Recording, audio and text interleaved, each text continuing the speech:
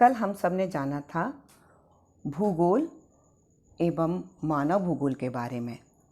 उसी से संबंधित आज जानेंगे मानव भूगोल में मानव के विकास के बारे में।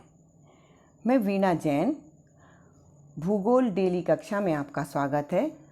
आप इन लेक्चर की PDF नीचे डिस्क्रिप्शन बॉक्स पर जाकर डाउनलोड कर सकते हैं, जिसमें मैंने भूगोल के बोर्ड परीक्षा में एवं अन्य परीक्षाओं से संबंधित टॉपिक एवं महत्वपूर्ण क्वेश्चन आंसर डिस्कस किए हैं।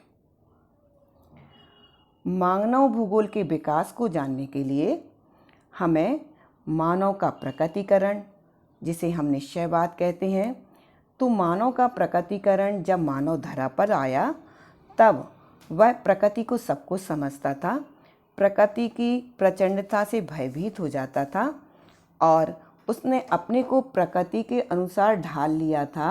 इसी को कहते हैं निश्चयवाद। फिर धीरे धीरे मानव की आवश्यकताएं विकसित हुई।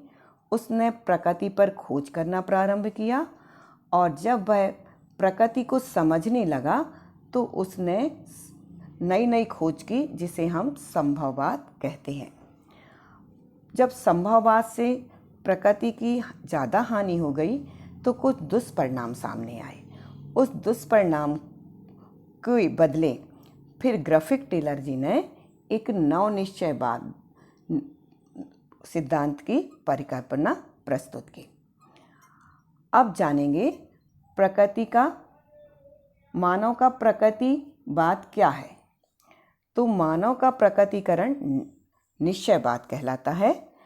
निश्चयवाद का जो समर्थन करते थे वह थे Alexander Humboldt, Karl Ritter, Ratzel महोदय जी, LNC सैम्पल महोदय जी और हंटिंगटन महोदय जी। इन्हें आपको याद रखना है। प्रारंभ में मानव प्रकृति के वातावरण से बहुत प्रभावित था। उसने अपने को प्रकृति के अनुसार ढाल भी लिया था। वह प्रकृति का अपने दास समझता था। क्या करता था? प्रकृति सब कुछ है और मैं उसका दास हूँ। प्रकृति की प्रचंडता से वह डर जाता था और प्रकृति की पूजा करने लगता था।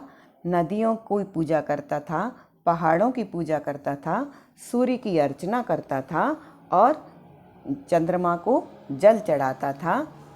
इस तरह इस समय के वातावरण में मानव प्रकृति के बहुत करीब था और प्रकृतिमय ही था। इसीलिए इसे मानव का प्रकटीकरण कहते हैं। फिर धीरे धीरे मानव का विकास हुआ। उसने प्रकृति को समझा और प्रकृति को समझकर प्रकृति की बीच संभावनाओं को खोजा और तब उसका नाम संभववाद हुआ।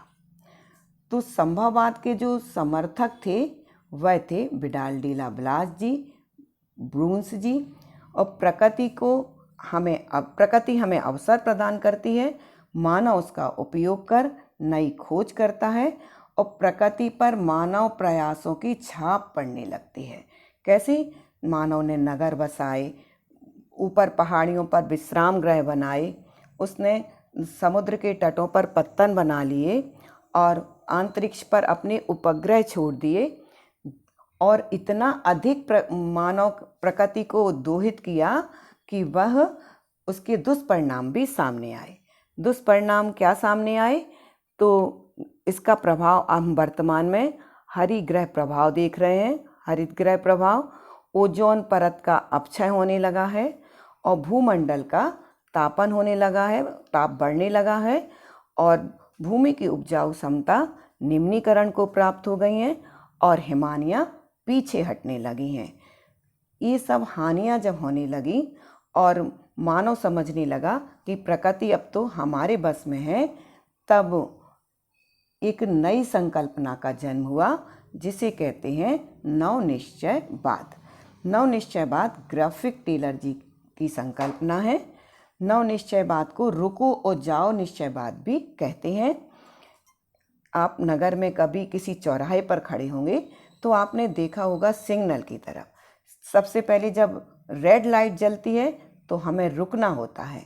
जब येलो लाइट जलती है, सिग्नल होता है, तब हमें चारों तरफ देखकर संभलकर आगे बढ़ना होता है। और जब ग्रीन लाइट चलती है या ग्रीन सिग्नल होता है, तब हम आगे बढ़ने के लिए व्यवस्थित बढ़ सकते हैं। तो इसी का नाम नवनिश्चयवाद है और इसी को रुको और जाओवाद भी कहते हैं। यह पर्यावरण निश्चयवाद एवं संभववाद के बीच का मार्ग है। प्रकृति जो हमें अवसर प्रदान करती है, उसके नियमों का हमें पालन करना है और आगे बढ़ना है। इतना आगे बढ़ना है कि जिससे पर्यावरण को हानि ना हो। नवनिश्चयवाद प्रकृति और मानव के बीच संतुलन बनाने का प्रयास था।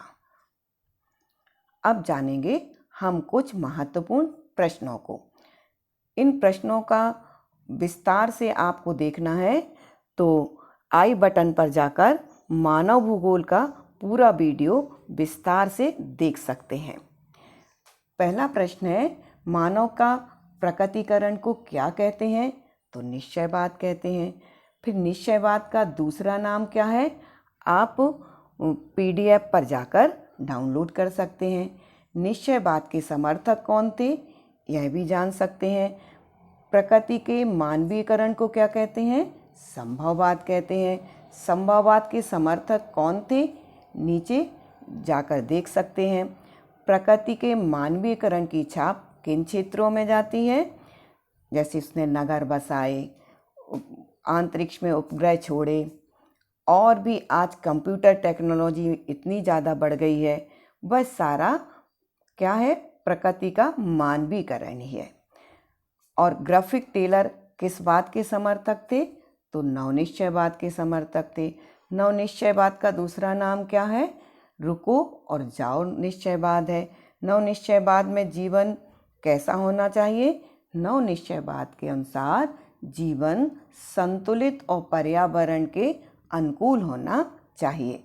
अत्यधिक प्रकृति के मानवीयकरण से क्या हुआ? अत्यधिक प्रकृति के मानवीयकरण के लिए आप हमारे डिटेल वाले वीडियो को देखें। आप किसके समर्थक हैं, इसमें हम आपके विचार नीचे दिए आप कमेंट्स बॉक्स पर जाकर लिख सकते हैं। और आपको कोई नया वीडियो भूगोल से संबंधित चाहिए हो, नए टॉपिक पर, तो आप कमेंट्स बॉक्स पर जाकर कमेंट्स कर सकते हैं। और यह क्लास इसी क्रम में आगे रहेगी। धन्यवाद।